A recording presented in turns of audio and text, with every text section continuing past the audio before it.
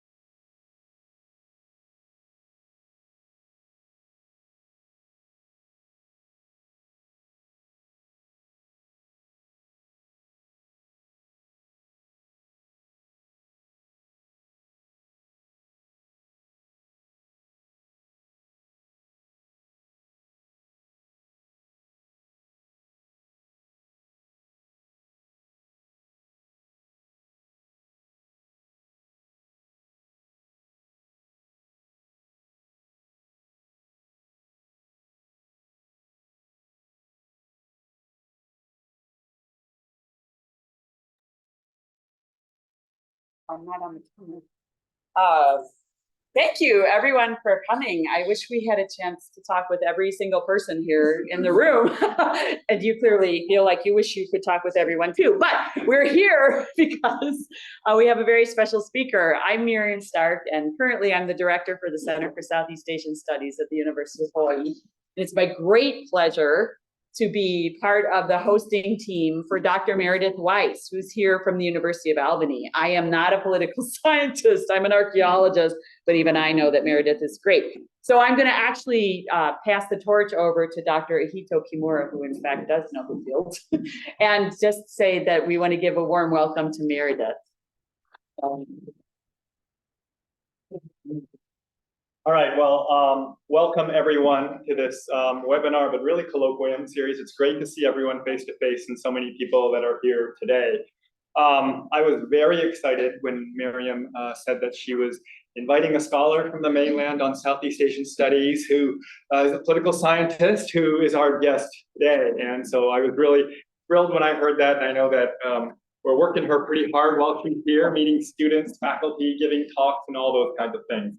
For those of you that don't know, if you haven't taken my course, for example, Meredith Weiss is our guest today, and she's a scholar of comparative politics and really explores patterns of political development and mobilization, including electoral patterns and processes, nationalism, ethnicity, gender, sexuality, Islamism, new media, coalition building, and civil society and electoral politics. So a lot of stuff. Her book is standard reading in my seminar on protest and possibilities. She's also got, which is basically about political change and civil society movements in Malaysia.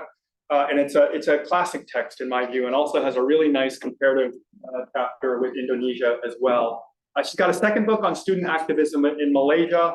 Actually, your own bio on SUNY Albany doesn't mention this, but you have a third book, The Roots of Resilience, Party Machines and Grassroots Politics in Southeast Asia. It's got a Malaysia-Singapore comparison, and we actually read I think Singapore part of that for our grad class too. So it's a great pleasure. Personally speaking, the first time I interacted with Meredith, and I don't know if you remember this, but when I was a master's student at Yale, and you were coming back from the field, writing your dissertation for Jim Scott, and I was looking for work, and I wanted to be your TA, and you graciously said, I'm just a graduate student, I can't have a TA, you know, and all this kind of thing. But we crisscrossed paths in Kyoto, in APSAs, in AASs, and it's always been a pleasure. She's a force of nature, a bundle of energy, a publishing machine, and so I really want to welcome her. I'm excited for her talk today, so welcome. Thank you so much. I have to say it would be a pleasure under any circumstances to be here, but also with Ben Kirkby, when I was writing that dissertation, part of it was at the ANU and political social change, where Ben was there and was incredibly helpful to the extent of having to like observe my first ever trial job talks. We had interviews lined up, and Barbara and Daya, of course, who has been a daunting inspiration. I've told a couple people the story of I introduced myself probably 3 or 4 times to Barbara, assuming that she would forget who I was because I was a trivial grad student, until she kind of reprimanded me for assuming that she wouldn't remember who somebody was after multiple introductions. And so friends from grad school. So it's really a great chance to be here. And also just to see so many people working on Southeast Asia, which, as we all know, is not so common in the US. All right, that said, I'll begin my talk. Feel free to interrupt if either I speak too quickly, which probably will happen, or if you have a question as I go. Otherwise, I'll get through this and then we'll have Q&A. And that applies, of course, for those on Zoom as well. All right, so I'm working from notes so that I won't babble on too much, so it's no guarantee. All right, so the past few years have seen some rough times for Southeast Asia, and for the rest of the world, of course. So COVID-19 in Southeast Asia has killed over 360,000 people already. Many times that number have fallen ill. Prolonged anxiety and isolation taxed mental health. Students struggled with online learning. Livelihoods were disrupted. Government aid missed really key communities like migrant workers and could not make up for what was lost regardless. And amid the turmoil, politics across the region edged towards illiberalism, which is a direction in which states across the region had already been drifting, if not lurching. The pandemic blurred the lines between just and abusive emergency measures. So securitization of state functions, including stepped-up surveillance, all of that seemed sort of reasonable, even if there was still some level of pushback, especially in places like the Philippines. But defying pandemic controls, angry citizens across the region recognized these political changes and started to take some action across different states, but in particularly spectacular form in Thailand and Myanmar. So there's still some energetic action in Malaysia and Indonesia and elsewhere, but those were really the 2 iconic places. But only sometimes. Other times, just as before the pandemic, many did not, or their mobilization favored illiberal outcomes. The reality of notable waves of protest and democratic regression across much of the region hints at how complex a space civil society is in Southeast Asia. As Southeast Asian states begin to extricate themselves from multiple crises of health and well-being, of economics, of politics, we are seeing what the return to normal politics brings. But recent experience suggests that the role of civil society along that path will remain fraught. Okay, let's give instructions. Why am I not doing this right?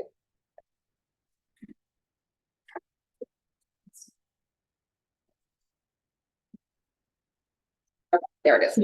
Yeah, got it. Okay, so although the number of formal democracies has increased in Southeast Asia since the 1980s, several of those transitions have failed to consolidate, have stalled at an essentially hybrid point, or have regressed. So Indonesia and the Philippines, once the democratic stars of the region, have experienced serious democratic backsliding. Democracy in Myanmar has broken down completely. Authoritarianism has entrenched itself in Cambodia. Thailand remains on a regime roller coaster. And Malaysia has been unable, I would argue, to make the leap from sort of a less democratic to slightly more democratic, despite these transitions in elections. Academic analyses of these regimes' trajectories tend to focus on structural features like elections and leadership. Those are things that are easy to count and measure. But in recent years, especially the rise through elections of the like of the Philippines, Rodrigo Duterte or Bongbong Marcos, have really complicated assessments of, are elections enough? Such works in the scholarly literature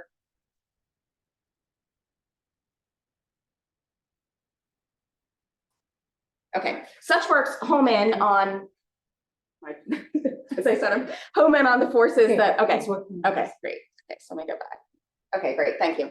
Home in on the forces that might exert what's called horizontal accountability. That's institutional accountability, or vertical, which is electoral, to check anti-democratic tendencies. But equally important, if less commonly addressed and harder to measure, are the sources of what's now termed commonly diagonal accountability, which is specifically how civil society, including both real world and online components, might seek to arrest democratic decline. So an image of civil society organizations, or CSOs, uniting as one to promote democracy and resist authoritarianism, that carries real resonance in Southeast Asia. Memories of people power in the Philippines, Reformasi in Indonesia, the Saffron Revolution in Myanmar, and so forth, these all remain strong. And we see ample current evidence that that role does matter, right? So we can consider Myanmar's vast and courageous civil disobedience movement. But as a theoretical premise, this conception is incomplete. CSOs may be no more progressive than the state, nor functionally autonomous from it. They may also be debilitatingly fragmented or polarized. CSOs do still disrupt regimes' would-be panoptic security and scrutiny and authority by presenting alternative spaces and premises for mobilization and voice. It's not that it's solely up to civil society to accept the opportunity and responsibility of pressing liberalization. Political parties, influential or ordinary individuals, international partners and allies, courts, media platforms, all of these share that burden. But CSOs do have a unique and particular capacity to raise awareness and galvanize public opinion, and they wield a unique sort of check, diagonal accountability from outside formal political institutions to supplement potentially enfeebled vertical, that is again, electoral and horizontal or cross-institutional dimensions. So to explore that, I'm going to begin with some background. So we can see forces within Southeast Asian civil societies as working to promote liberalization, proactively or reactively, whether from a democratic starting point or not, or to accept or even advance democratic erosion or autocratic retrenchment. Indeed, actors and organizations within a given civil society may both promote and obstruct democratization across segments or over time, depending on circumstances and opportunities. So to what extent then is civil society in contemporary Southeast Asia the solution to or an adjunct to democracy's frailties? Addressing that question requires that we consider what those illiberal tendencies are, then clarify what we can include within civil society within the region. And there's no single definition for that. So a full assessment of democracy and its alternatives in Southeast Asia would be beyond my scope. I'll spare you that, though I'm happy to address questions on that. But a plethora of scholars have taken on that charge already. However, we can address the extent to which regimes in the region are becoming more or less democratic in order to home in on the role of civil society in that process or against that process.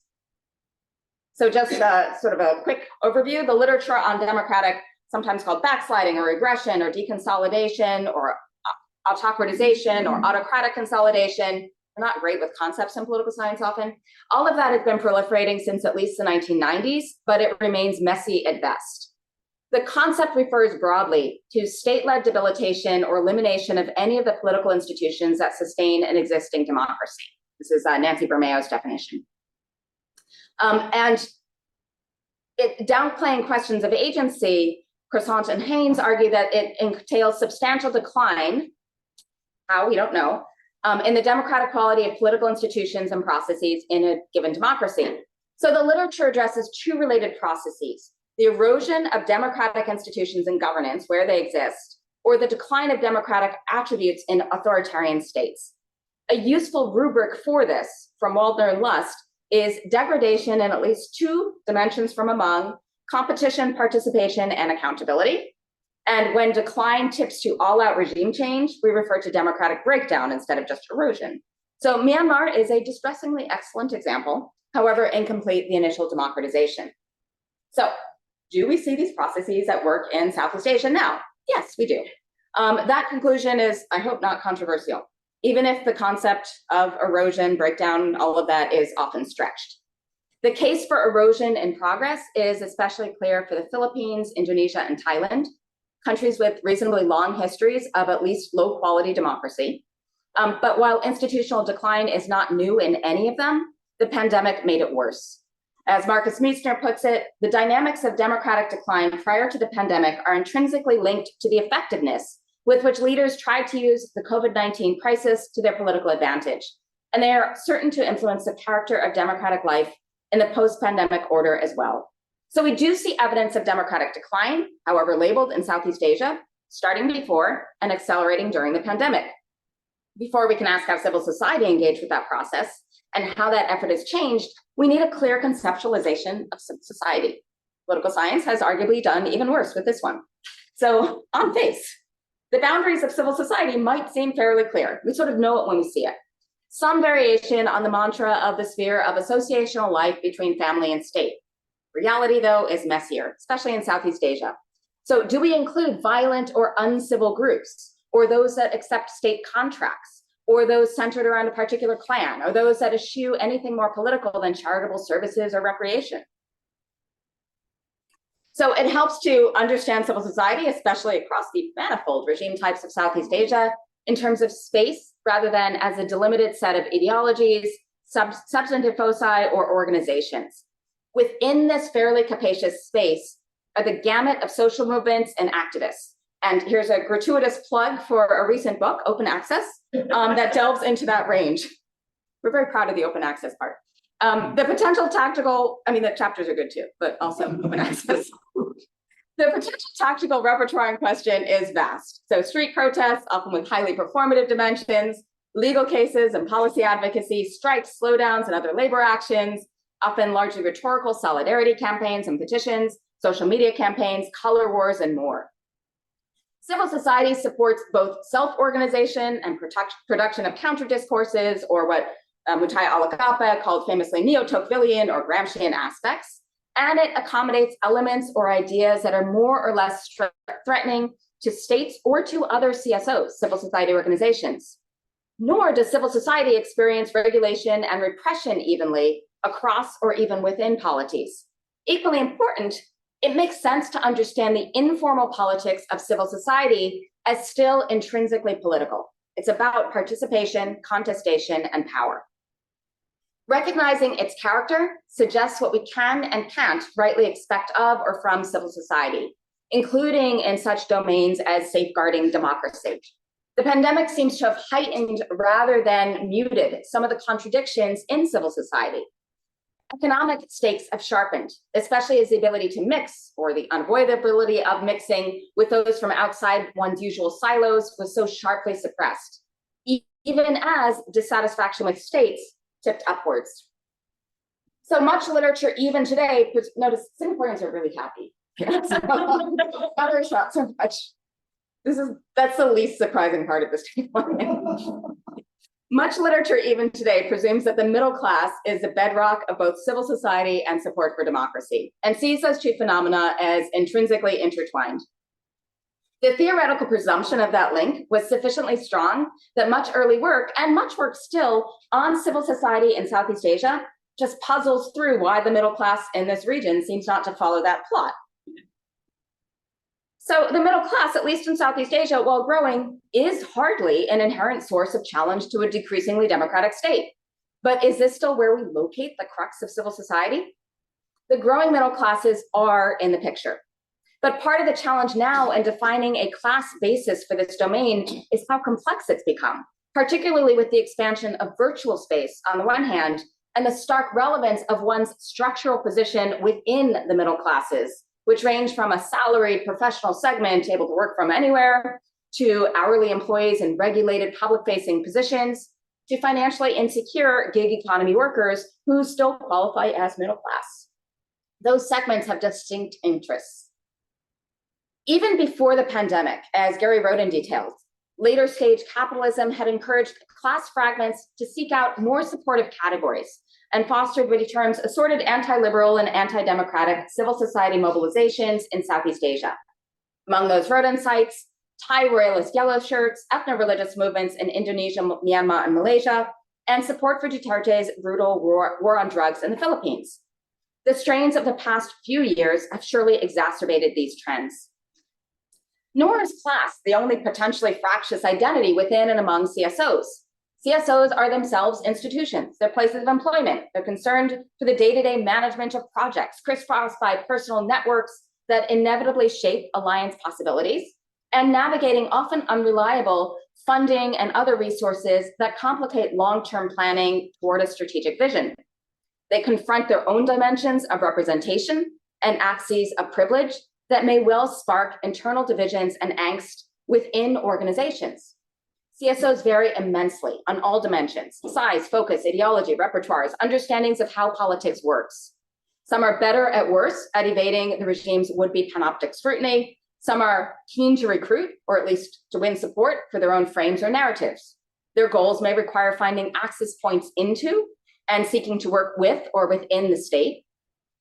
And that state may be one that they or fellow activists may also malign or find ideologically problematic. Nor are CSOs static as their leaders, constituents, and contexts shift. An organization that rallied for democracy in the past may do little to oppose its decline now. In short, we should surely expect very mixed outputs from this crowded space. So I'm going to turn now to how CSOs and activists might then engage vis-a-vis democratic backsliding. So gratuitous self-citation now from that open access book. Eva Hansen and I argue there, repression aside, civil society is neither exclusively pro-democracy nor pro-human rights. Groups from across the ideological spectrum may occupy, thinly or densely, the space of civil society.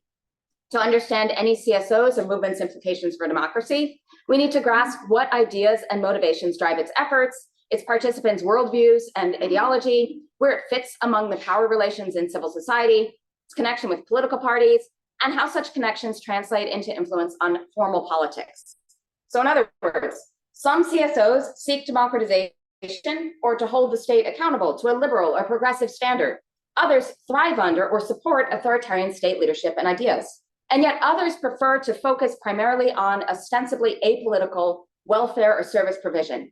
Although some definitions of civil society exclude categorically activists or organizations that do not aim in some way, as Rodin puts it, to influence the exercise of state power. In Southeast Asia, we find also generally a less equitable, open, and autonomous civil society than much extant theory suggests, given social cleavages, systemic inequalities, or patterns of exclusion in the societies in which those civil societies develop. So perhaps more controversial to assert, this space includes not just so-called virtuous, peaceable groups, but also those that are commonly labeled as uncivil, or groups that may make use of violent means of protest, at least episodically, as well as groups that pursue profit, which traditionally tends to be excluded from civil society. That activist groups adopt violent methods tends to write them out of many readings of civil society. But reality is, again, complex. First, the specific modalities of violence matter for what ends they communicate and whether they seek more to intimidate or recruit, as Vince Boudreau defines in an earlier chapter. And many groups slip in and out of violence depending on prevailing political opportunity structures, the nature of repression, and available allies. So given all that, what are the roles of civil society in democratic decline in Southeast Asia? And more importantly, to what extent do we see what Michael Bernhard terms a firewall civil society, entailing civil society as the last layer of accountability when anti-democratic political actors have undermined the traditional pathways of vertical, electoral, and horizontal separation of powers, accountability that make democracy a self-enforcing form of political rule. Civil society fits into a story of democratic reversal or authoritarian stagnation in ways beyond just valiant pushback. What is central to our story is not just what CSOs do in isolation or how civil society overlaps and connects with the rest of the polity. As the whole transpires, it's in perpetual flux as well. Pro-democratic activists seek to strengthen legal frameworks for protection of civil liberties and protest.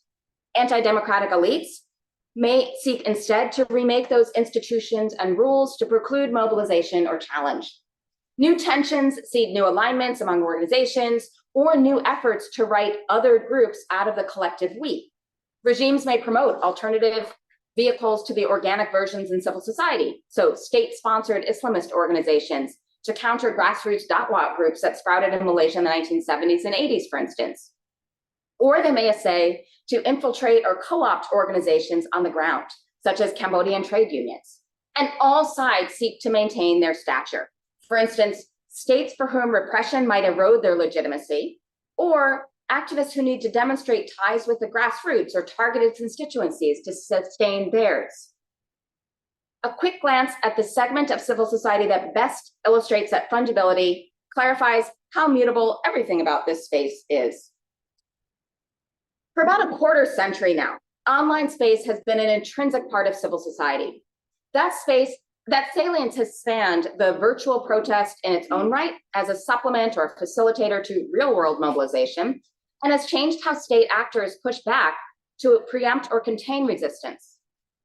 Different platforms, from web pages to blogging to social media, all carry different implications. As Merlina Lim asserts, however important and even transformative online space has been for social movements, though, digital media, especially social media and their algorithms, were not designed for democratic political purposes. They are, she says, commercialized and social spheres where individuals can partake in the consumption, production, and distribution of information, stories, ideas, and knowledge. They do not create a fertile environment for progressive democratization where none exists, nor can they by themselves force reform on a reluctant regime prepared to use violence and repression as tools. But we're still left with the potential for diagonal accountability. Still need to ask how and under what conditions civil society actors attempt to halt or slow processes of democratic erosion, and when those efforts fail to thrive. To what extent and in what ways can that sort of accountability supplement or stand in for debilitated institutional and electoral checks? So we can consider first the classic assumption of CSOs as champions of democracy. And anyone who has read about civil society or is familiar with it has heard of those tropes.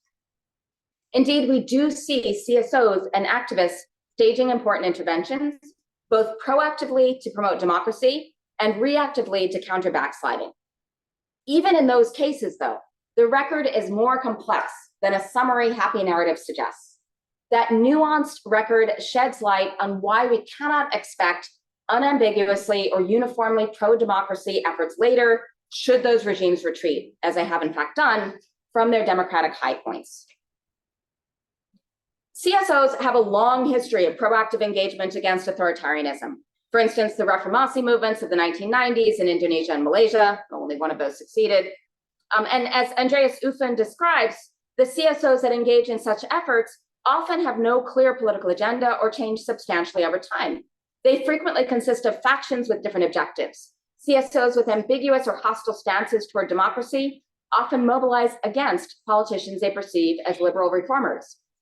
Or we could consider people power in the Philippines. Yes, the masses took to the streets, but a plausible alternative explanation, among others, places greater agency in the defection of sideline, softliner, or opposition elites, motivated more by desire for patronage and position than by democratizing intent. In the Philippines and in Indonesia, democratization also has arguably left old oligarchic power structures fairly intact. Once the fact of a galvanizing dictator then is removed, cohesion may be hard to muster. Again, the Philippines. In January 2001, demands from civil society for accountability and fairness succeeded in bringing down Joseph Estrada. But then a few months later, in April and May, urban poor Estrada supporters took to the streets, clearly with different interests and priorities from their middle-class counterparts. Explain Paul Hutchcroft and Joel Rocamora, the latter outburst brought home the dangers inherent in a political system incapable of stemming the continued widening of the gap between the many poor and the few rich. Thailand in 2005 and 2006 offered a parallel. There too, moral outrage around corruption galvanized the upper classes against a leader highly popular among other segments.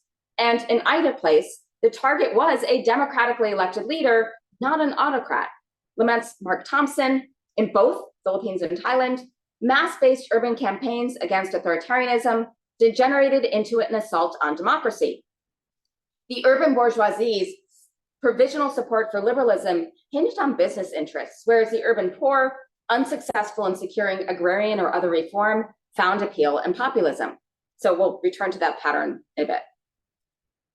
So we do see proactive efforts to install democracies in the region, but activists' more prominent role in recent years has been reactive in pushing back against autocratization. The most obvious examples in this vein are, of course, Myanmar and Thailand. Both have experienced waves of anti-authoritarian activism, though Thailand also sees especially energetic counter-mobilization. The most recent round of protest in Myanmar has been against the junta's takeover in 2020, particularly via a mass civil disobedience movement. In 2011, argues Christian Stocky, CSOs also played a role, but that was more a top-down process for the transition. Perspectives on the role of civil society in that transition saw, as he says, engagement-oriented CSOs as either drivers of reform or as pawns in the military's game of consolidating and legitimizing autocratic power. This time, that the transition is in the reverse direction leaves less doubt as to how to attribute agency. Meanwhile, Thailand has had evolving waves of protest against military encroachments, but with declining success. Part of this shift reflects the changing terrain and the rise of new regime tactics that make it harder for CSOs or activists, however motivated, to mobilize to counter autocratization or to promote democratization. Janjira Sumbatpunsiri finds autocracies particularly likely to suppress digital space, given their felt need to curb critical information and dissent, even when they have limited technological capacity.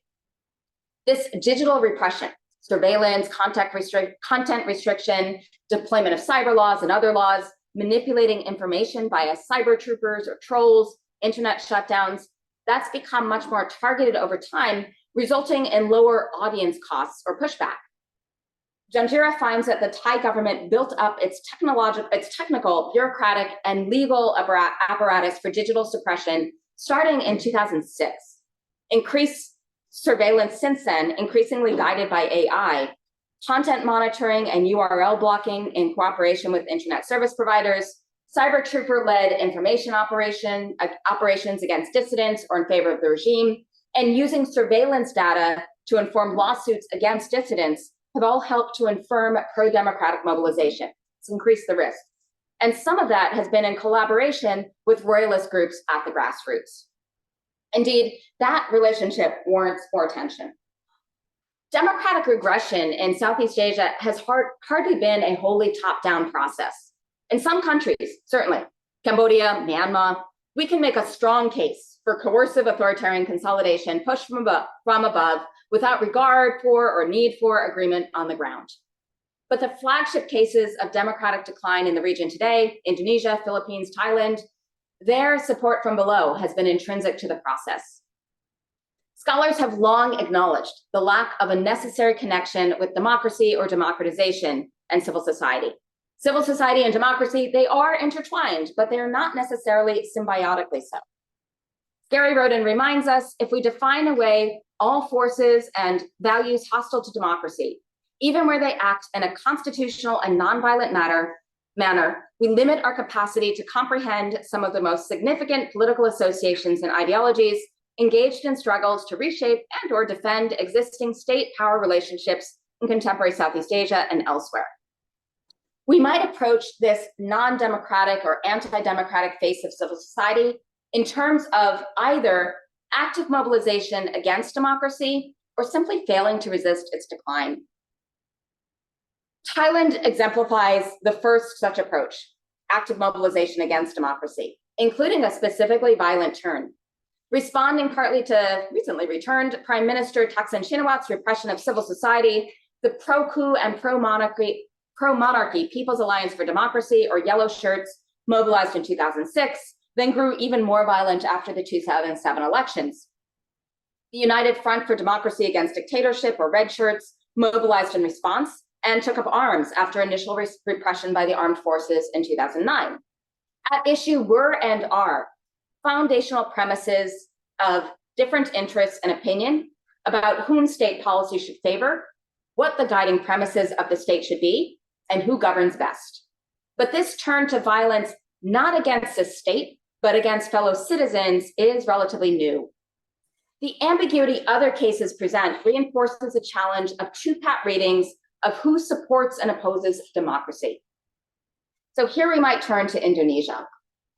Chinese Christian incumbent gubernatorial candidate Basuki Cahaya Purnama, better known as Ahok, lost the election in 2017 amid ethno-religious agitation and blasphemy charges. Critics rightly faulted illiberally exclusive ethno-religious mobilization as problematically anti-democratic.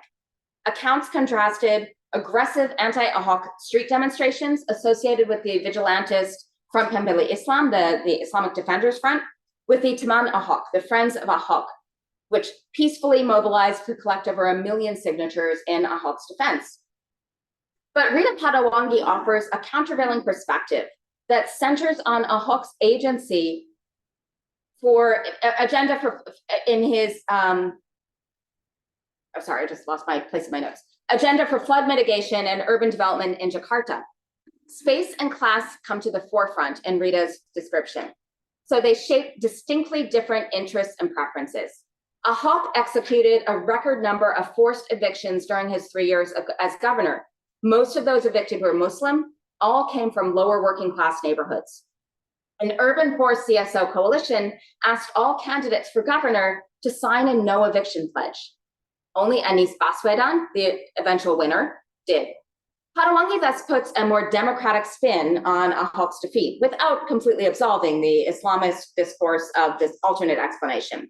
She traces it at least as much to urban poor communities' exercise of voice as to ethno-religious exclusivism.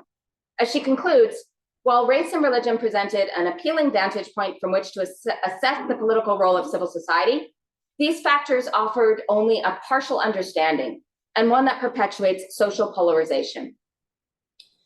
This alternative reading sheds light on why CSOs in the region have failed to exert strong diagonal accountability. Many seem simply to be sitting out the current decline. That so many among the Southeast Asian middle classes have seemed to prefer technocratic developmental states for their performance outcomes, regardless of trade-offs in terms of civil liberties and popular voice, that's hardly news. East and Southeast Asian tigers and dragons long ago disemboweled classic modernization theory and its assumption that growth brings democracy via middle-class yearnings. No states have been performing so well economically of late, yet interests, I suggest, still largely loom behind today's pockets of support for declining democracy or the lack of will to oppose that. New forms of elite capture represent a key facet. Yasmin Lorch makes this argument cogently in explaining why even vibrant civil societies may fail to resist democratic backsliding in the region. Weak democratic institutionalization, she proposes, opens the door for political elites to capture and co-opt CSOs. In Thailand, for instance, elite polarization between this royalist military alliance and a pro-Thaksin capitalist camp has permeated also through civil society. Rhetoric from the royal military side of communitarian Thai-style democracy resonated among many CSOs, whose stance then opened up access to developmental programs and state resources. There's more to that story than the simplified snippet, including subsequent defections, especially after the 2014 coup. But conservative CSOs have not only retained far greater freedom to mobilize, but have also used it to play active and even aggressive roles in belittling and combating red shirts and others that they see as opponents. In the Philippines, too, in 2016, Rodrigo Duterte drew support from middle class and elite voters worried about crime and corruption. His rhetoric and actions then drew in also some on the left, albeit purportedly also with the promise of patronage for some, and pro-poor CSOs. That many of their members supported Duterte made it hard for human rights organizations to denounce his abuses. Leftist CSOs who opposed Duterte also had difficulty relating to constituents who backed him, given their own often anemic links to the grassroots. Although civil societal support for Duterte did weaken fairly quickly, his popularity and his aggressive supporters, especially on social media, made it hard for already fragmented and sometimes out of touch CSOs to push back. Those cases suggest a wider pattern in which CSOs or activists who may have exercised a strong democratic role under authoritarian rule find it much harder to hold that line given a more democratic starting point. Their vested interests and hence antagonisms tend to be more complicated, and the gap between what's best for the middle classes and the working classes may be stark. Selective repression under less all-out coercive regimes accentuates those fault lines, as CSOs that accept co-optation evade the repression that holdouts experience, and they may still believe too in the potential for change from within. The end result is that civil societies fail to exercise democratic accountability just at the time that horizontal and vertical accountability are also eroding. So looking ahead, the COVID-19 pandemic accelerated trends that were already crystallizing. Most political regimes in the region are currently drifting towards autocracy as democracy recedes, fails to consolidate, or slips further from reach, all the more so with the residues of pandemic-driven securitization. Amidst those shifts, the space of civil society, echoing that of formal politics, has grown more heatedly polarized rather than merely plural and contentious. It is worth asking what qualities the experience of the pandemic, not just the health part, but also the economic consequences and the implications for public trust and cross-group interaction, heightened or suppressed in civil society. Given what seem links between this crisis period and illiberal trends in governance, should we expect more or less of civil society now than we might otherwise? It's not all bad. That's the good part. So COVID-19 did not only shrink political space, but it also expanded it, arguably, in some ways, by fortifying ties, for instance, between CSOs and local communities in crisis, deepening connections between service delivery and activism, and framing current needs in terms of more clearly political grievances, such as through critiques of neoliberal development. In this vein, the pandemic sparked a dramatic uptick in voluntarism and philanthropy. Importantly, for the potential for pushback against backsliding, as Leah Sorrentino explains, in many cases, the feeling of being left on their own due to slow and fraught government responses and seeing many suffer due to the lack of social protection and access to COVID-19 prevention, treatment, and now vaccination has moved many to donate cash or gifts of goods and services. Most of that sort of assistance was for welfare, not to challenge government policies, except by raising the bar through their own example. But she sees signs that individual funding is also starting to enable more contentious civic activism, as with links between voluntarism and mutual aid at protests in Thailand, where she's based. Other indications, though, this is clearly not a Pollyanna-ish talk, other indications are less positive. On the one hand, the manifest increase in economic precarity likely deepened the ranks of those disinclined to see their own self-interests as aligned with those of an autocratizing state. On the other hand, we have ample evidence of middle and upper class pushback against even popularly elected leaders inclined to cater to working class supporters. Individuals surely reassess their own interests and risks, given how deep the chasm was between those whose middle class status the pandemic endangered and those who could ride out the storm in comparative security. And so we might assume a wash on that score. Meanwhile, pandemic public health measures radically disrupted spatial aspects of civil society. That so much of the activity of civil society, indeed of society generally, as we all noticed, moved online during the pandemic, triggered what will surely be enduring effects. Virtual space, allowing as it does for extreme siloization, is especially conducive to monologic rather than dialogic or deliberative communication, and to polarization along various axes. The much remarked infodemic, or the global epidemic of misinformation, spreading rapidly through social media platforms and the like, that all applies to politics as well as to public health. It wasn't just misinformation about COVID as a health concern. As we've seen in recent elections in, for instance, the Philippines or Malaysia, an onslaught of input from viral TikTok videos to revisionist histories and flat out fake news leave social media users little time or mental space to judge what information is true or reliable. It is not only polarizing populists who profit from activating biases and anxieties, but also the gamut of would-be leaders, including affiliated CSOs, who are more concerned with advancing their own position than with fostering a healthy media landscape. That pattern will surely continue, making balanced consideration of causes and actors all the more challenging. So where does this leave us? Civil society remains obviously important to any discussion of democratic health or decline in Southeast Asia, as anywhere. But that salience is both in support of liberalism and it is not averse to its reversal. We might hope that as the crisis recedes into memory, hopefully soon, renovation of a real-world public sphere helps to temper some of the most polarizing potentials of digital space. We might hope, too, that as economies recover, economic pies come to seem less zero-sum, and perhaps given the newly urgent attention to the need for reliable safety nets, all of these things encourage alliances across middle-class fractions and renewed attention to priorities beyond basic needs. And the spark in social activism and advocacy that the pandemic spurred could well prove sustainable. But it is not as though the sailing was smooth prior to COVID-19's appearance. All told, we can surely put faith in civil society to hold leaders accountable to some extent. However, part of their battle will remain with fellow activists with genuinely divergent interests and allegiances, as well as with rightly skeptical publics. And so with that not so optimistic conclusion,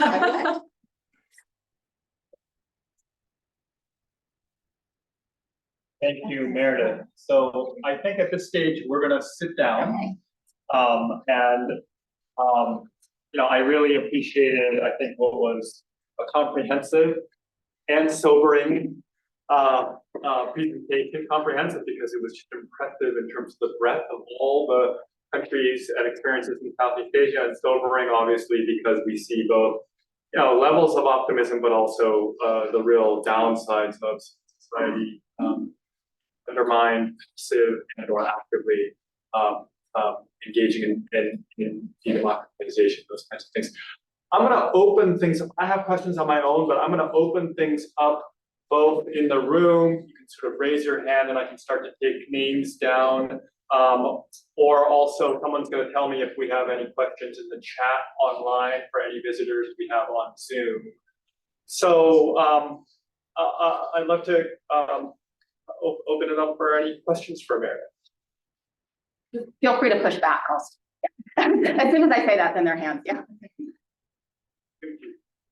Hi, good to see you again. I'm gonna ask a provocative question. So, is civil society as a theoretical concept still viable? Because based on your talk, I see like even thinking about middle class as different responses, and middle class is such a very heterogeneous, huge term. So like I'm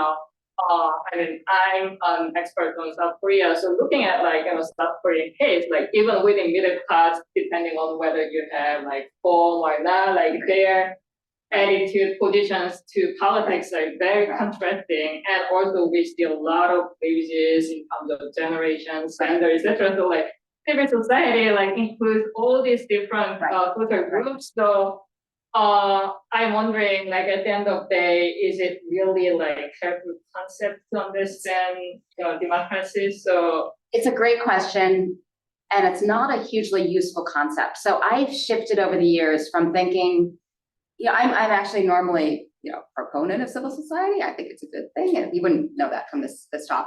But I've started to think of it really much more as a space rather than as a set of organizations. And part of that is because having a normative assumption inherent in how we define civil society is, I find, not helpful. And part of this is coming at this study by really from Malaysia, where you see such a mix of right-wing and left-wing groups, or however you want to define right and left, but groups that are at odds with each other. And are meaningfully so. Like, it's not just for show, it's not just for political patronage. They really have different values and different visions of the polity. And so what's problematic in so much of the literature of civil society is this assumption that civil society is inherently democratic, or there'll be some caveat, yeah, there may be some right-wing groups, but that somehow this space, because it allows the praxis of consultation and participation that we see as inherent to democracy, that the normative output then will support democracy. And so if we see it instead of the space that allows voices, yes, that is part of democracy. If there's no space, we know it's not a democracy, but the fact that those voices are there doesn't mean that normatively or ideologically they support forces that support them, that support the maintenance of that space. In other words, we find this odd tendency in which we have groups that would like to make that space more exclusive or narrow. And so it's fundamentally anti-democratic, but it also exists. Those voices can speak because there is this space that democracy is allowed. So it's useful, but more in terms of a domain. And part of the need then also to shift the way that we understand civil society, moving away from thinking social movements are equal to civil society or NGOs are equal to civil society, is because of the proliferation of virtual spaces. And those just don't fit within the same definition. And yet, where else do we situate those as part of a polity? And so I do find it useful in that sense, but it's a really limited utility for how we should understand that space. It's just outside of, though not necessarily completely removed from or separate from, formal institutions, and something that can aggregate voices or at least allow voices above the level of the family. But beyond that, I don't find it to be, however much there is that open access book on civil society, I don't find it to be a useful term beyond that. Yeah.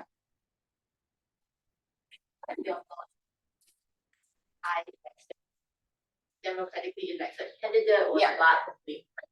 And is there a way forward for Thai democracy, if any? So if nothing else, this is a great example of where we have a failure of horizontal and vertical accountability. So we have horizontal accountability would be, can the Senate allow voices to be heard? No. And vertical accountability is, can an election change the government? No. Or yes, but only so much as those already in power allow it to. It's a bit of a caricature, but not by much. And so this could create a space for diagonal accountability. So as soon as, the election happened, this, effusive excitement over the fact that, this new party did so well, and here's this new leader who could be prime minister, even as everyone knew that that was unlikely, there was immediately this discussion among everyone I know who lived in Thailand or worked on Thailand that there will be protests if this goes awry. That is, there will be diagonal accountability to hold the state towards democracy. That hasn't worked, right? The fact that there will be diagonal accountability exercise doesn't mean it'll work. There'll be an attempt. But it's in some ways, this is an almost textbook example, if there were a textbook on this, of the ways in which we see these different dimensions that may push a state toward or away from a more liberal order, right? So elections, institutions, vertical, horizontal, and then civil society that tries to pull it on track.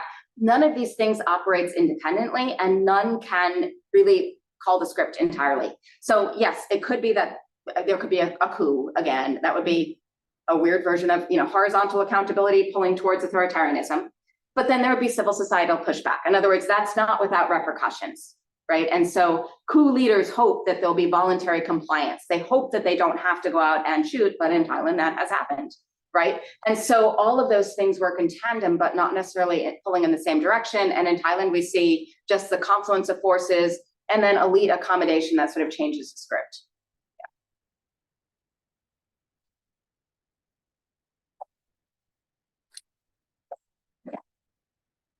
Can you talk a little bit about how the phenomena that you're describing is related to international politics and the influence of, say, American dollars? I mean, it just seems like it's such a big piece of what we think about when we think about democratization.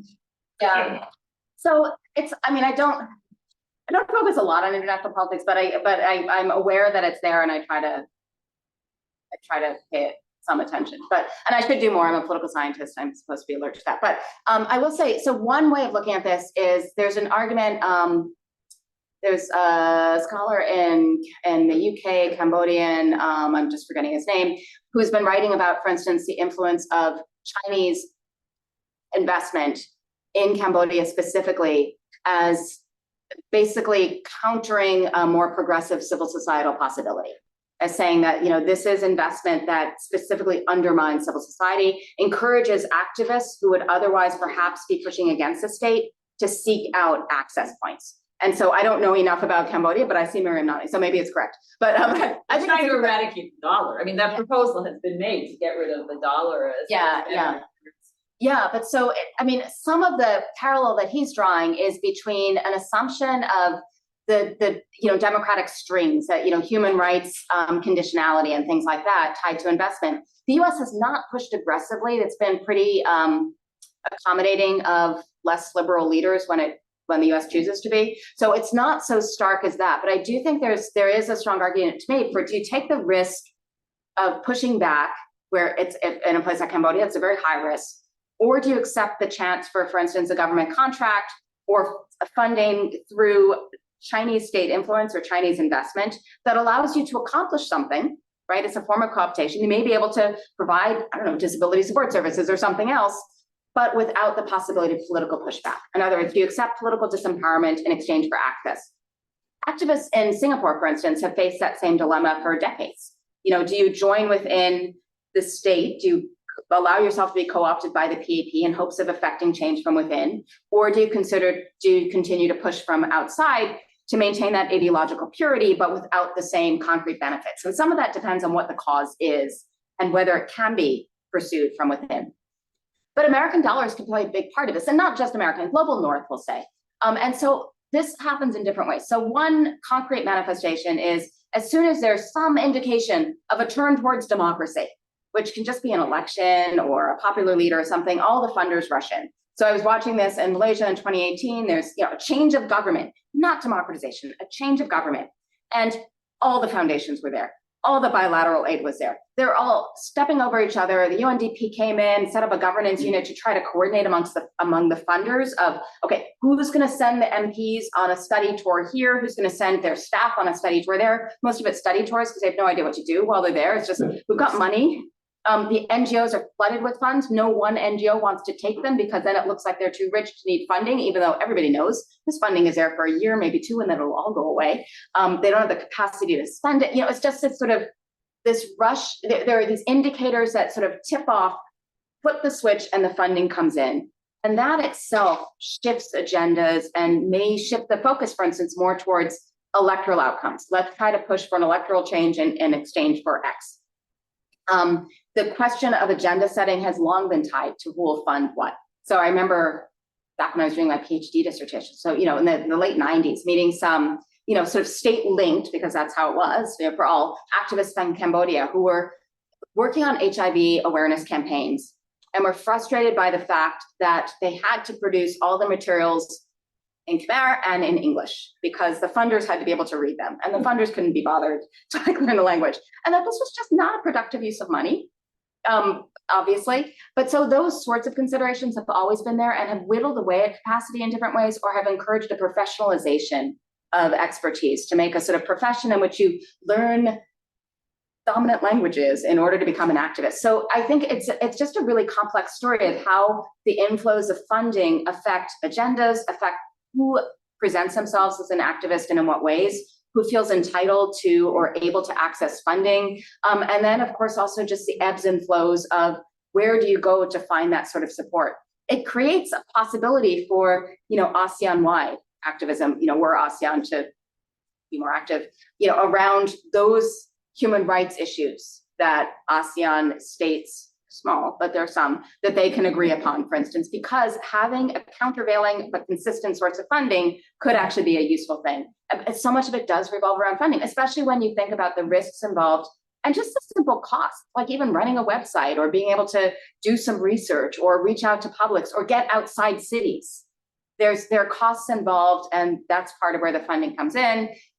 Pressuring,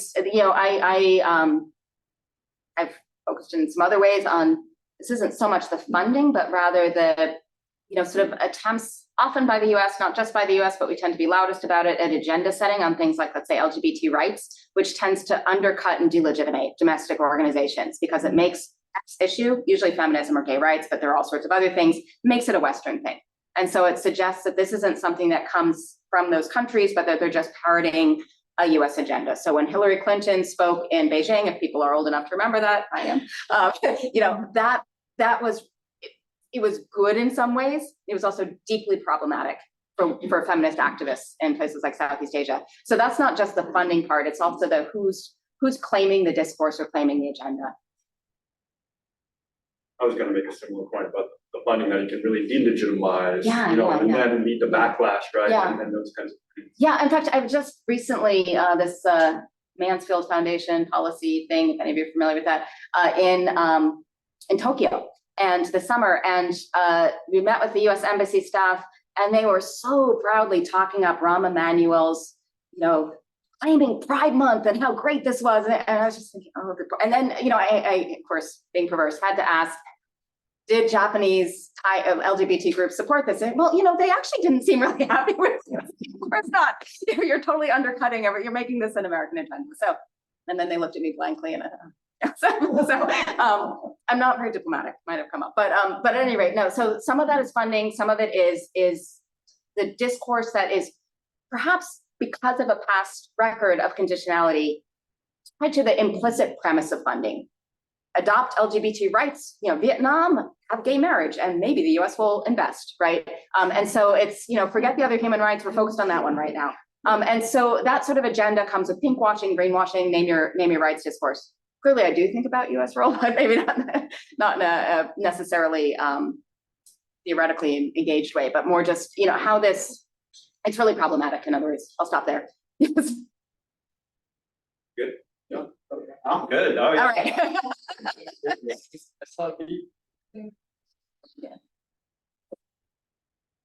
VP, and then do we have questions online too? Oh, okay. I'll get to you in a second. Yeah, it's more about like comment. Yeah. And it's not pushing you back. It's fine, you can. The thing is, it's like one of the things that I see based on the case in Myanmar, Yeah. Especially the rise of state and civil society or liberal organizations, part of the state policy as well. I think that we should not too much looking at Kandar and others. And part of the reason was I think like after the Rohingya incident, there are lots of nationalists too, but I think the military has been controlling a lot of the especially the Rakhine areas, like the civil government and civil society doesn't have pure information, so they control the information, and this is like how they are moving the transition to the trajectory to another directions. Yeah. And people have been looking at the civil society and at the rise of the this civil society, but I think this is also looking at, we also need to look back how the state interact with these civil society groups, especially how they fund them, how they promote them, their agenda, political agenda, Exactly. to achieve their transition. Exactly, and it changes activist calculation of what's the best path to success or where their interests lie. And then you also have the tension between the individual activists' aspirations, ambitions, reading of their opportunities, and also the organizational or societal benefit. And so these really complex deliberations that come into play, especially after a partial transition, where there was suddenly some space, limited space, but then that space was closed off, and where do you go from there? How do you find the best path forward? You mentioned also just information. And so that's such a critical part of it as well, is that just shortly before the transition, in 2012, that transition, access to the internet was so limited, access to smartphones or mobile phones at all was so limited.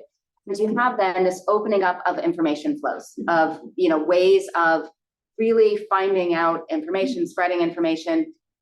One of the things that makes, I think, the current CDM and its legacy or ongoing course different from prior episodes, even when there was video and some internet and so forth, is the extent to which an exile community can be fully engaged through online channels, through that sort of intermediation, even without the possibility of going back. And so I think that calls for a more critical reading also of the role of diasporic populations or exiled populations within mobilization. In fact, little plug, a couple colleagues and I are thinking of organizing a project on this. We'll put out a call sometime soon. So if that interests you, great.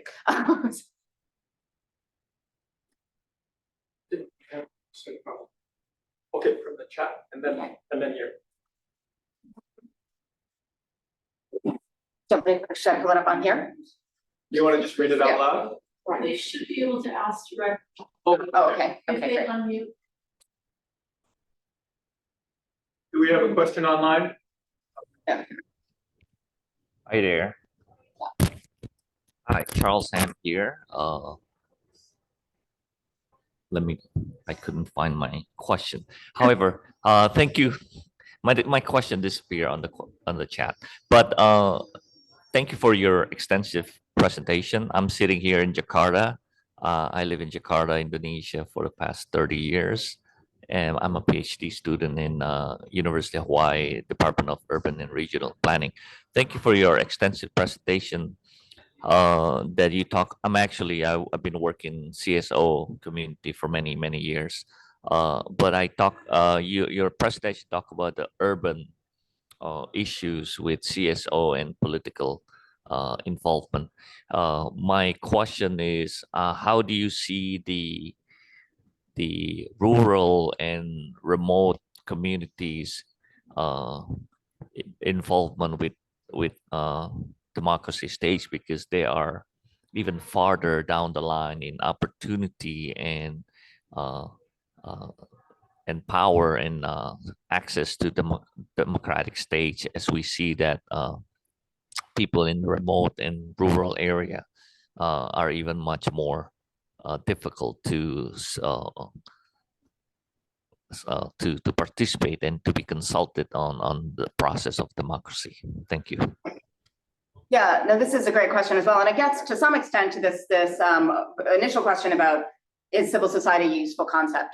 So part of the problem with how we tend to the meanings we tend to impute to civil society is that it tends to be assumed in the literature as an urban thing, because it tends to be assumed an organizational thing.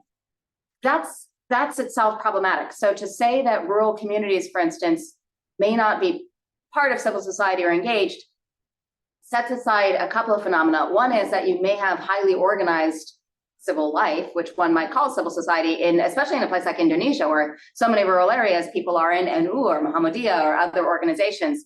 Those are part of civil society, or may be in they may be exercising community and voice in other ways that have political implications. Those ways may not engage directly with the state proper, but some of that also has to do with how people understand their state, which is really where the state is visible to them or where they interact with the state. And in a rural area, especially a decentralized place like Indonesia, that's not necessarily going to be the central state or even a central state actor, but more likely to be, an air-to-air head in Indonesia, the community organizations, the neighborhood organizations, or perhaps with a mayor or a barangay captain in the Philippines or somebody in that sort of role. That is the state for them. That is government, right? And in a place like Malaysia, it's likely to be a political party, which will stretch right down to the smallest rural community. And so, there's a sense that politics happens in the cities, but for all sorts of reasons. Some of it, Malaysia, it's something, rural weighted, rural votes count for a lot more than urban votes. And so there's a lot of effort to politicize and mobilize rural voters and to make people engaged in politics, which, especially given current political trends in Malaysia, is just inherently partisan. To make people engaged, to make people come out and vote is inherently saying, here's what you should believe politically. But I don't think it's necessarily, I think it's very common, but I don't think it's very helpful to assume politics is urban. A caveat to that, though, is the extent to which Southeast Asian societies are urbanizing. So Malaysia, Singapore, of course, is the leader on this. Malaysia is something like 77% urban now. We're finding trends across the region of the majority moving towards urbanization, including some patterns that people like Andrew Walker or Duncan McCargo have written about, focusing on Thailand, of the sort of cosmopolitan villagers or people who move back and forth between cities and villages.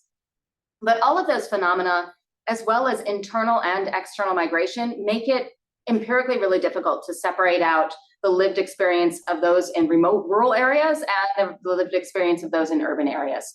So in a place like the Philippines, for instance, one may be very, very far geographically from an urban center, but still have relatives who are overseas workers, for instance, and who are cosmopolitan in the sort of generic sense of that, and or who migrate to a city to work in a call center or wherever else, right? And so there isn't that stark separation, and there shouldn't, I think, then be an assumption of a difference in politicization or political awareness. There might be different political interests or political preferences, but not necessarily in a sense of where politics matters. Plenty of people in urban areas, of course, also don't care about politics or insist they don't. The organizational options will differ between a city or a more urbanized and a more rural area. But again, I don't think we can see civil society just in terms of those organizations. The fact that we have those organizations throughout states make clear that that is still part of people's politicization or socialization, but that's not the whole of it. So I do think that this is something that requires more attention. There still is an assumption in so much of the literature that the sort of urban political trends are defining and real politics, and that rural voters or rural citizens are, kind of ignorant, not really engaged, and so forth. But that I don't find that empirically to hold up. And I say, like, I've just come back from a month of traveling around different Southeast Asian cities, small, large. Yes, it was cities, but at the same time, some of them are, specifically we chose cities as Malaysia, Indonesia, Philippines, and Thailand. It's a multi-year collaborative project. We chose cities that are closer and farther from the metropolitan center, that have different political histories and so forth. And it's not that only the big cities have politics, right? It's just ways of understanding how in a neighborhood level within a city, you'll still see ways of engaging and of people building social capital, right? All of those things that really need to be considered as part of what creates still a civil society, a space that matters, even if it's hard to define and pin down. A long-winded answer, sorry. There's a question in the. Yeah, thank you for the intriguing presentation. And I wanted that you mentioned about the civil disobedience movement in Myanmar, and this movement is like happening in Myanmar. Like its objective is to resist or break down the junta administration, junta governance mechanism. So at that time, kind of government staffs and the students and cultures, they also participate in it. And I appreciate that movement is like morally right to do at that time. But like a year later, like the doctors that participated in CDM and also the government staff and the students, they are targeted and arrested by the junta, and some lose their jobs, lose their career pathway, and some join the ethnic revolution groups. And so that's kind of happening. So I would like to know about your opinion, why we couldn't reach the objective of the. Right. So, I mean, it would be great if all it needed was protest and there's victory, and there's not. And so part of what I think has made this especially disappointing for so many, certainly in Myanmar, but also observers from outside, is that it's hard to imagine a more widespread, deep-seated mobilization. Like just absolutely so. Prior to that point, people were saying that the women's marches in the US were the largest mobilization in history. And in terms of numbers of people, maybe that's true. They also failed. Trump may be back again. But the CDM, I mean, the whole of society essentially opposed, and yet it doesn't succeed. And some of that is just because the fact of protest doesn't mean success. So one is, literally outgunned, so there's a junta. There's the desperation to hold down to power. There's just this simple, disparate aspect of the odds and the resources that each side has. I was among many who thought, surely if there's this sustained and this wide and this desperate a mobilizational effort, surely it must succeed. And it was a really disheartening and rude shock to realize, no, it's just having massive numbers and commitment and moral force just is not enough necessarily to overturn a state. A different way of looking at this, no more optimistic, no more encouraging, still depressing, is that, one of the ways of differentiating civil society from the state is what the aims are of those who are in taking that action. Are they seeking to run the state? Are they seeking political office? Or are they seeking to influence the state? In this case, to change the leadership. So in this case, and in a lot of other cases, there can be a reactive movement by civil society that doesn't necessarily offer a proactive agenda. So in this case, part of what, and I don't claim expertise in Myanmar, so feel free to push back. But and when I say that, I'm not just being polite, like really feel free. So one of the critiques of, or one of the observations that one heard a lot during this case was the extent to which a lot of the critiques of the state, part of the mobilization of the CDM, part of what was so distinctive was that the ethnic armed organizations, the different ethnic areas, they joined, right? It wasn't just a central Burman movement. It was a truly national, a truly Myanmar-wide movement, right? Even though a lot of those actors do not support the NLD and Aung San Suu Kyi, who has been a Burman nationalist in a lot of ways.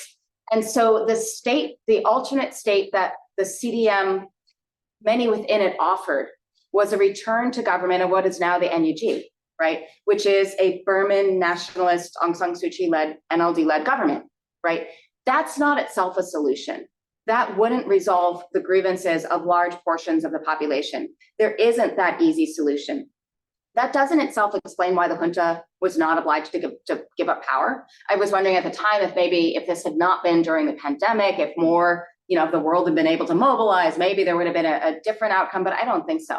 But so you have these two things of, number one, the fact of an extraordinarily mobilized and committed civil society is not enough to guarantee success, which is sad. And then the other side of what would have replaced the junta. And that latter question remains. And I know that there are efforts, and I'm sure you know much more about these than I do, to try to form an alternative government that would unite these different factions. But my understanding is that some of those ethnic states, including the ethnic armed organizations, are now effectively governing themselves rather than the juntas governing them, and have no particular interest in joining within a new Myanmar post-junta, if there is a post-junta, right? And so in that sense, the CDM maybe succeeded in those areas, right? It countered the junta's control, and there are effectively, as I understand it, self-governing areas, but that's not really success for the CDM as a statewide, as a Myanmar-wide whole. I'm trying to see all the different hands. I see a hand here, and then there's a hand on the chat. Should we do this? Is the online. Okay. Let's do the one in the room, and then we'll do the online one next. Yeah. So I was just thinking in terms of like, can you say more about like the dynamic of class and civil society in Southeast Asia? Yeah. And I'm mostly asking because in the case of the Philippines, there has been a lot of these like narratives in the movements, especially in the activist circles, where there has been a turn in terms of like the pool of organizers acting post People Power Revolution and in terms of the post revolution. So there has been like that idea of, for example, in the labor movement, where organizers, for example, pre-high mobilization have been mostly workers, and then now post-globalization have been mostly middle class, educated, petty bourgeoisie type of people. So I was curious if that's a pattern in Southeast Asia as well. I'm going to resist the urge to challenge Jojo here of taking a communist line, but yeah, okay. So yes, the petty bourgeois. Okay, no. So the middle class, it's a really complex role, and there's no uniform pattern across the region. So I don't claim expertise on Laos, Cambodia, and Vietnam, but I do like Martin Gainsborough's work on the communist parts of Southeast Asia on the role of the middle class, of specifically arguing that which I find actually germane elsewhere, but he points it out quite well for like Vietnam, why the middle class does not press for democratization in Vietnam. If you have achieved middle class status in Vietnam, it's probably because of the state. You probably have a link to the state. You're tied to that. Why would you want to overturn the state? Because you have enough access. You're comfortable under it. The assumption was always, the middle class, because their interests, their material interests are like a number of theories. So Lipset's classic argument initially in the 50s was that once your material self-interests are met, Maslowian needs, all of that, you start to think about higher end, higher order goods like voice and, rights and so forth, and then you promote democracy. Another take on this is that, especially in an area like Southeast Asia or really any post-colonial place, the middle class are those who get to travel, who move overseas for research or for studying, for university, for jobs, and that they're exposed, and then they come back home and they push for democracy. But that in a place like Vietnam, that doesn't work, because those who get to go overseas to study were connected to the state or had benefited from that state, and that they just are not that influence that the literature on the West had come to predict. Another way of thinking about this, though, is more of a political economy explanation of how the structure of the economy changes. And so who is it that is in the middle class, and where do they fit vis-a-vis the working class in terms of voice and in terms of centrality to state agenda? And so the Philippines is extraordinary, I think, in this regard, in the extent to which you have these trends of creating a really narrowly pitched middle class that either is trained for export, as Philippines' leading export being people, or for working in things like call centers, which it wasn't until I got to the Philippines and then I've gone back. It's a hard, if you haven't seen it, it is hard to imagine, to conceptualize how large a presence these employers are within the Philippines and how much they reshape middle class aspirations and what that means. And these are generally multinational. They're not necessarily tied to the state in the same way. They're not tied to resource endowments. They're not they're just this sort of odd rechanneling of people from rural areas, for instance, where land rights and land distribution had been such a political issue and a galvanizing one for a rural middle class as well, to just almost disembodied area, which seems sort of stateless. So whole communities within cities, whole sections of cities, whether it be Manila or Cebu or another one, in which a conglomerate has basically built that portion of the city. So if you have a grievance, you go to the conglomerate, essentially. You go to SM rather than going to the state. And so I think that in many ways also shifts what we should expect of these large portions of the middle class, right? And so beyond that, I think just the term middle class, like the term civil society, is too broad at this point to be particularly helpful. So if we think of and states have an interest in counting lots of people as middle class so that it looks like there are few people who are poor, right? But the middle class is so broad. So Kevin Hewison writes so well on this in Thailand, for instance, on the precarity of the gig economy workers and so forth, who are middle class, right? But they don't have, any sorts of benefits. So part of the appeal of Thaksin, for instance, is healthcare. Because if you are earning an income, so you're middle class, but you have no benefits because you're not part of a welfare state that's essentially tied to working, as it is in the Philippines, to be on the healthcare plan requires that you be an employed worker. Some municipalities, so forth, are trying to make up for that with their own supplements to fill health, but it's really an American style. You get these rights and these benefits as workers. That excludes large portions of the so-called middle class. That's really different from the upper middle class, who are, have just such a different perception of how the state affects their life, what they want from the state, how they benefit from the state, what sort of state would benefit them. Even just, the most simple cut, how much should the state spend on subsidizing those who are in more precarious positions? How much of state resources should go towards, poverty alleviation, towards raising up the floor, and how much should go towards building lovely amenities, that benefit the upper part of the middle class? So I think it's just this question then overall of a lot of I thinks in this answer, but one might propose that much of it really has to do with the complexity of middle classes at this point versus an assumption of a middle class in, let's say, I think it was probably overstated or oversimplified even then, but an earlier stage of industrial development in which most people are still rural and the middle class are in pretty delimited roles within an industrial economy and or an urban commercial economy. But now you have service economies. So service economies are increasingly subdivided into, MNCs to Grab drivers, so that wide range, it's all middle class. Or how many jobs one works to be called middle class, right? Or just also what aspirations you have for your children to remain middle class, right? And so in that sense, it just complicates politics. I want to take our online question, and that might have to be wrapping up as our last. So we'll take our online one.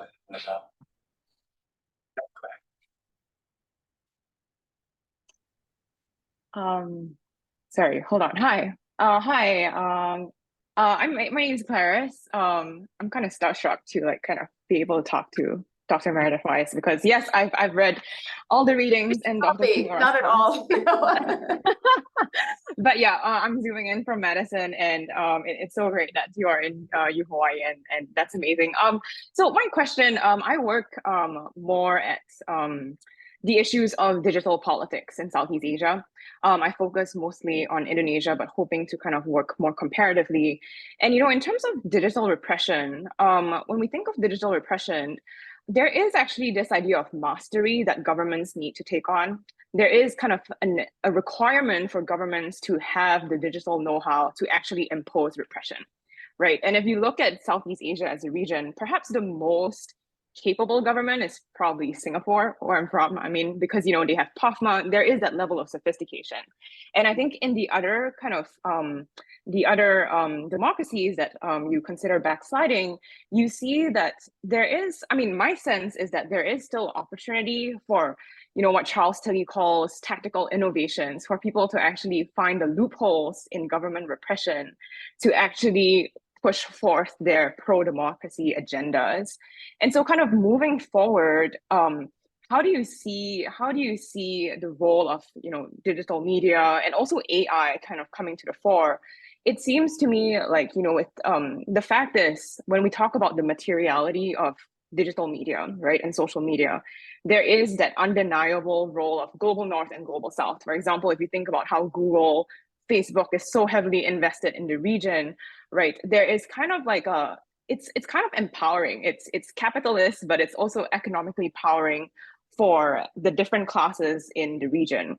So, and it seems to speak to this idea of, disaggregating the middle class, because it is exactly on digital platforms that you find, in my work in Indonesia, I've seen rural farmers kind of having Instagram lives on like how to organize for the next elections. It's very fascinating. It's very, very cool, but it shows how it's kind of that idea of a public sphere aggregating once again, and so I guess from your lecture, you seem quite ambivalent about it. And I was wondering if, beneath everything, you still see that there is some level of possibility for optimism on the digital front. Oh, I have to be optimistic? Yeah. Oh, no, thanks. That's great. And actually you reminded me, I meant to say when the question about rural and urban, that every rural area, people, smartphones, digital access, that there isn't, yes, there is a digital divide in Southeast Asia, but it is not nearly so stark as it once was. And so just access to information, access to communication, all of that is everywhere and is enabling. Yeah. So I'll give that positive spin. It's the part of what we get is this technological cat and mouse, and I'm not very technologically adept, so it's very clear from my inability, even with instructions, to work a clicker. But I do remember being in Myanmar. I used to teach, this is like probably 2008 or so, for an NGO a Burmese friend had set up that was for doing social science training to help people leave to get master's degrees outside. And the internet was essentially closed. But our students just taught us, oh, if you just go into the HTTP, the URL, just manually type in an S after the HTTP, then you can get in. And indeed, it was magic. It worked. I don't know if any of you did this, but yeah, that was the brilliant firewall breaker. And indeed, then I remember reading Yahoo News about Myanmar there. It's like, oh, this hasn't been reported here yet. Yeah. And of course, the risk is much greater if you are, a kid in Myanmar doing this versus, some white person who comes in for a few weeks to teach a class. But it was this idea that, yeah, you can put the blockade in place, but there's a way around it. So Singapore is indeed very adept. And there has been long this sort of assumption, much of the region, that you can get away with a lot because the state, if you're Malaysia versus Singapore, Malaysia is just, you're less likely to encounter an engaged police response, for instance, because they probably won't have read whatever it is, and so forth. Versus in Singapore, you do have a much more aggressive, monitoring and evaluation. It's a smaller place too. That space to get around the rules shrinks as states become more technologically adept. So some of the early work on digital activism in Vietnam, for instance, or in Indonesia, highlighted the fact, or in Malaysia also, that the technological capacities of the state were far lower than those of activists who had a real reason to figure out how to work these platforms. So I do think that that gap has been closing, but at the same time, especially with AI, the gap will continue to expand and mutate and so forth. And, you know, I'm kind of putting my bets with the, you know, inspired young people who have a reason to engage as opposed to states who are going to be less nimble. So in that sense, I do see real concern over, you know, whether it's some of the technologies one reads about in China, for instance, of scanning faces, of, you know, I saw this even in this city tour in Manila, their surveillance cameras have gotten, for some of them, face detection, you know, at some of the like metros, MRT stations, you know, face detection technology. And so they have a police officer, let us go into this room where they had these videos going, a police officer stationed there so that if a name comes up on the screen with, you know, showing that they're wanted in police databases, they can immediately call somebody to go on the scene. I mean, I'm sure all cities do this, and I just have never seen this because I'm, but at the same time, it's sort of worrying, right? And so that's not the same as, not sort of, it is worrying. That's not the same as digital activism in some ways, but it's just this question of what sort of AI resources states may have that magnify their surveillance capacities. And it may not just be AI, but that seems to be probably a large part of it. That doesn't mean that digital space is any less important. So if we think about, again, the role of diasporic activism to be more connected and less dissociated. In the past, if you think of Sidney Taro's, for those who have read those works, this idea of birds of passage, or those who are really far removed from their place of origin, the rise of all sorts of social media make it possible to remain much more intrinsically deeply connected over the long term, as well as cheaper travel and things like that, and allow a movement to be sustained from outside in ways that hadn't previously been possible. So that's definitely a plus. I do also think that for those who are becoming more aware of politics or interested in issues, just having access to information, especially in autocratizing states, I hate saying that word, autocratizing, but it's my own fault. That having access to that information is itself a critical part of being able to empower oneself to push back in different ways. And so all of those things work against states would-be hegemonic powers, right? And that's a real difference from when we had state monopolies over mainstream media and no alternative to mainstream media. So even in Singapore, yes, there's PUFMA and there's a lot of control, but there still is a lot of alternate information that circulates. You know, you have websites that are simply based outside Singapore. Singaporeans are smart, they're well educated, they can access stuff, right? And so so people are aware of where the controls are to an extent they might not have been previously, because they can see the difference. It's so hard to block out unless you're exercising the level of quarantine that, you know, North Korea does, which is not possible anywhere else, right? And so in that sense, I do see an inherently and almost implicitly or unavoidably empowering potential to the rise of digital spaces for civil society seen as a space, at the same time that there are also new modes of digital surveillance that also create new risks. So Thai activists who, yes, can have access to information, who can post things, but who can also be charged with less bad mistake for posting on Facebook in the US, right? And so there is an additional area of risk or new specific risk factors, but I think on balance, this is a positive. Can end on a positive note. Yeah, I think, we're gonna end with some tempered optimism. Time has flown by, we've all been starstruck. So we're very grateful, Meredith, for the conversation today. Thank you.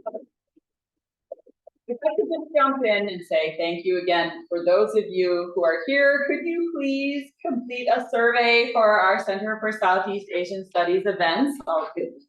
First. And just to let you know, we have an entire semester full of really interesting events. Not more Meredith, sadly, but next week we have Careers in Asia Pacific Affairs talk with Larry Chun, who's in the Foreign Service. We have a variety of music and film events coming up and lectures. So just please stay posted. Please join our newsletter right over there in the back, and we'll let you know what's happening. And thank you very much. And next week, Early Wednesday morning. So early Wednesday morning, and we'll be having meetings with graduate students. We'll be having other kinds of events, and so If that's your question. And talk to, if you talk to Dr. Kimura, if you're a student and you haven't had a chance to sign up for some meetings. Thank you.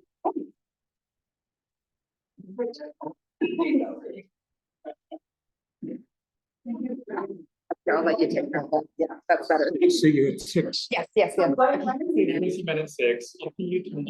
Yeah, yeah.